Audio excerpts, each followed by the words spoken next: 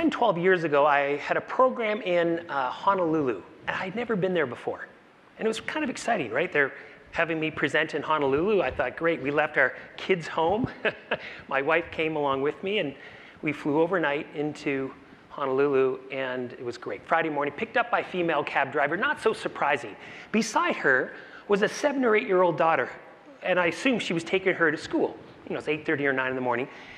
And my wife and I are in the back, and it became quite obvious to us that we were out of our element as parents, having, you know, a 1 and 4-year-old at the time, when that 7 or 8-year-old said, "Mommy, we're all the idiots today."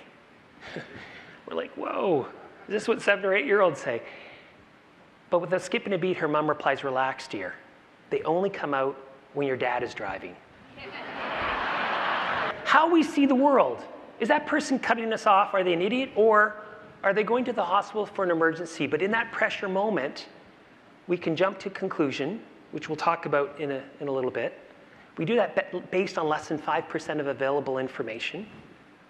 And all of a sudden, that drives so much of our behavior. There's this myth of pressure. This is maybe the first and most important part of chapter 1 in the book, which is that most people think that some people rise to the occasion.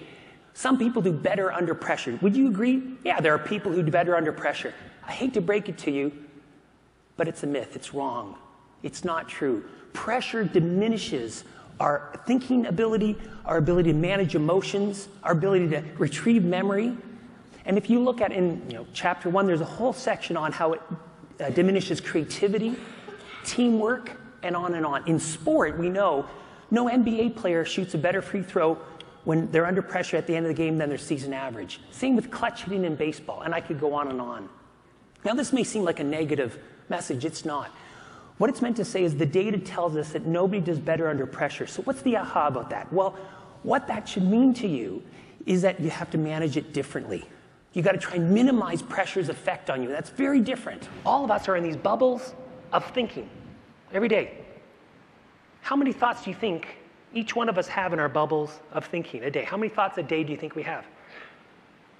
According to the best research we know right now, we have about 60,000 thoughts a day.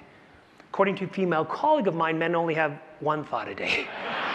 60,000 times a day. I'm sure it was the same with your exceptional leader. What was it about them that really made that difference, that had that influence on you? Well, the truth is, it's not how smart they were, not how technically astute they were. Now, let's be clear. You need a certain amount, right? There's a bar that you need to cross. You need a certain amount. We call it a threshold capability of IQ, let's say. But once you cross that threshold, any more IQ doesn't give you a big advantage. Does that make sense? It's the difference between what we call an entrance criteria and an excellence criteria. IQ is an entrance. Once you get your foot in the door, you get the job, IQ ceases to become a predictor of who will be a high performer. Let me give you an example. Somebody who says it better than I. Warren Buffett said, if you've got an IQ of 150, take 30, sell it, get some value for it. As only Warren Buffett can, right? Let's unlock potential here. Like, you have enough, you're in the room. And by the way, at age 16, your IQ is fairly concrete. You won't increase it very much. My daughter just turned 17. I had to break it to her. Bridget, hate to say it, but you're not going to increase your IQ now. Even if you're not a basketball fan, you'll see that the story does transfer. So that team, who's on that team?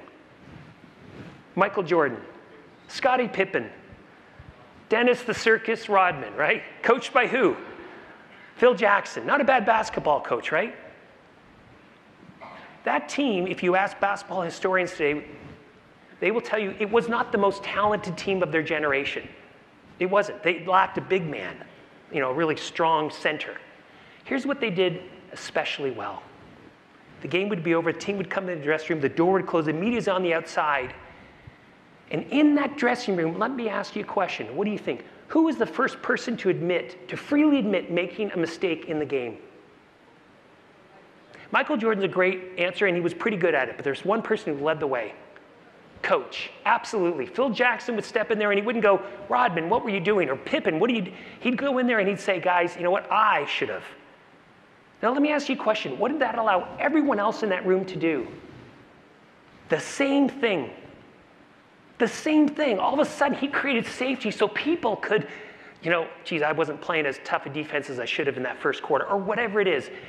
What differentiated that team is that they were a highly aggressive learning organization. And that's the influence that you have on all the people you influence. We know from our research that high performers, top 10% performers, extract, this is a great stat, they literally extract 3 to 5 times more information from the same opportunity to learn as an average performer. Think about that for a minute. Even today, are you sitting on the edge of your seat saying, hey, I'm going to take notes, I'm going to try and get everything I can, or are you kind of like, I've heard stuff like this before, and I'm kind of tired, I'll look at my handheld. Literally, that attitude will drive, are you top 10% performer or not? So number one, you model the way. When you're not afraid to admit a mistake, you create safety so other people, we're not about perfection in this organization, we're about learning. By the way, it makes sense given the world we live in, right, of education, number one. But number two, it increases something called source credibility.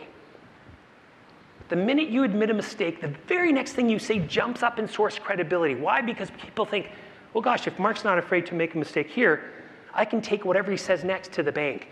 And you increase how people look at you. You increase your reputation. So think about that. So many of us are kind of insecure. We're afraid to admit a mistake. We're afraid to use those 3 most important words of leadership in my mind. I don't know. With so much change going on, technology change, legislative change, it's okay to say I don't know, because here's the thing. When you say you don't know, you give permission to others to say I don't know. And if you don't know, don't try and pull the wool over people's eyes. But number two, you actually give an opportunity for other people to step in and grow their leadership capability. But here's what I want to ask you right here and right now. What do you do when you're under pressure? When you're facing great change or difficult people? And then what's the impact of what you do in those moments on the important people, on the mission, on making a difference? I want to show you a video in a second. And what I want you to ask yourself is, when you face a pressure moment, a difficult moment, do you get paralyzed and avoid? Or in spite of that anxiety that you feel from that pressure moment, do you move forward? Now, here's the point. In this moment, am I at my best to make a good decision? No, I'm not. When I'm down markers, chances are I will be primed by certain information, not all of information. We jump to conclusions based on, I said this earlier, less than 5% of available information when we've dropped markers, and that's when we're at risk to have impact we don't intend. And if nothing else, here's what I want you to think about. Know yourself, so you're like, okay, I'm down a few markers. I'm going to choose not to make that decision right here, right now. In fact, we know that the half-life of cortisol, which is the mediating chemical in our brain that makes all this happen, is about 18 minutes.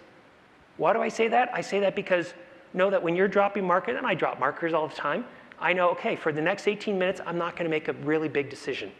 And because he's connected to her, she will tell him what's really going on.